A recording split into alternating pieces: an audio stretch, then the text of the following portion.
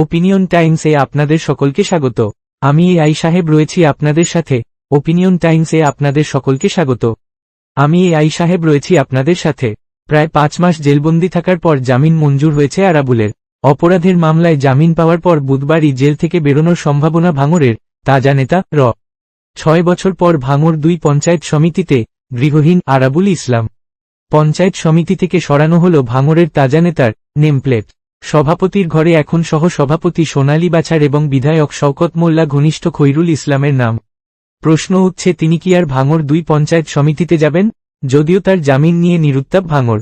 কোথাও দলীয় কর্মীদের উচ্ছ্বাস বা বিজয় মিছিল নেই। তার মধ্যে সরে গেল নামফলক। গত সপ্তাহে প্রকাশ্য সভা থেকে আরাবুলের বিরুদ্ধে নানা অভিযোগ করেন তৃণমূলের ভাঙড়ের পর্যবেক্ষক তথা ক্যানিং পূর্বের বিধায়ক শওকত। তিনি জানান, দলেরই এক পঞ্চায়েত প্রধানের স্বামীকে খুনের ষড়যন্ত্র করেছিলেন ভাঙড়ের প্রাক্তন বিধায়ক। সে কথা খোদ তৃণমূলের সর্বভারতীয় সাধারণ সম্পাদক অভিষেক বন্দ্যোপাধ্যায় তাকে জানিয়েছিলেন বলে দাবি শওকতের। শুধু তাই নয়, নিজের ছেলে হাকিমুলকে পঞ্চায়েত ভোটে টিকিট পাইয়ে দেওয়া, প্রধান করানোর জন্য লক্ষ লক্ষ টাকা তোলাবাজির অভিযোগ তোলেন আরাবুলের বিরুদ্ধে। 2008 সালে ভাঙড় -2 পঞ্চায়েত সমিতিতে বোর্ড গঠন করে তৃণমূল। সভাপতি হন আমিনা বেগম বিশ্বাস। আরাবুল তখন ভাঙড়ের বিধায়ক। তখন থেকে পঞ্চায়েত সমিতিতেই ছিল তার অফিসঘর। বিধায়ক পদ খুইয়ে 2013 সালে ভাঙড় -2 পঞ্চায়েত সমিতির সভাপতি হন আরাবুল। তখন আরাবুলের নামফলক লাগানো হয় ঘরের সামনে। আধুনিকীকরণ হয় ওই ঘরের। 2018 সালে নিজে ভাঙড় -2 পঞ্চায়েত সমিতির সহ সভাপতি হলেও ওই ঘর ছাড়েননি তৃণমূল নেতা। 2023 সালে আবার সভাপতি হন আরাবুল।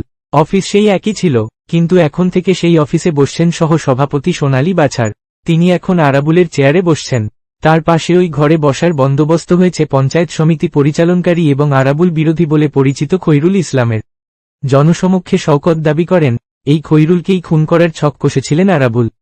ভাঙড়ের প্রাক্তন বিধায়ক আরাবুলের বিরুদ্ধে খুনসহ 9টি মামলা রুজু হয়েছিল। গত 8 ফেব্রুয়ারি তাকে গ্রেফতার করে উত্তর কাশীপুর থানার পুলিশ। তারপর পোলেরহাট, ভাঙড় থানা এলাকায় বেশ কয়েকটি ঘটনায় যুক্ত থাকার অভিযোগে নাম জোড়ায় আরাবুলের।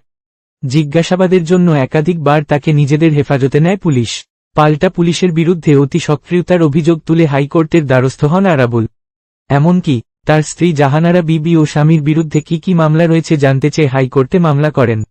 কিন্তু আরাবুলের জামিন মঞ্জুর হওয়ার পর তার ছেলে হাকিমুল ইসলাম থেকে তাজা নেতা ঘনিষ্ঠ কেউই কোনো প্রতিক্রিয়া জানাতে চাইছেন না। আরাবুল জেলে থাকার সময়ই ভাঙড় -2 ব্লক তৃণমূলের আহ্বায়ক পদ খুইয়েছেন। লোকসভা ভোটে আরাবুলহীন ভাঙড়ে শওকতের নেতৃত্বে তৃণমূল ভালো ব্যবধানে জয়ী হয়েছে। এখন এই পর্যন্ত।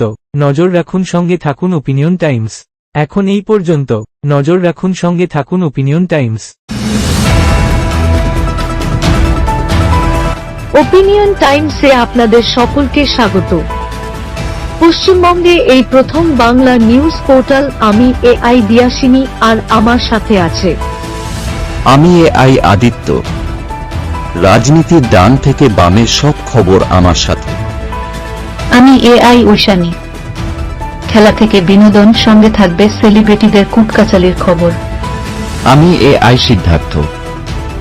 বাজার অর্থনীতি থেকে রাজনীতির ওঠাপড়া, কুর্সি বদলের সব খবর আমার সাথে।